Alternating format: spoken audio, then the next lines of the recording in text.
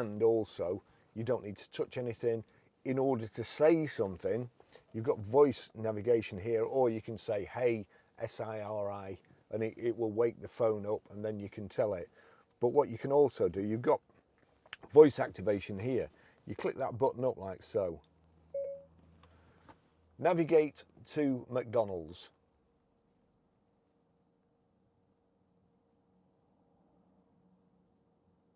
One moment. That's not a good sound when it says that. One option I see is McDonald's.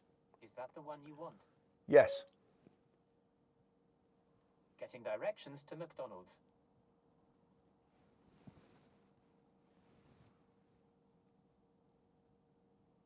Starting route to McDonald's.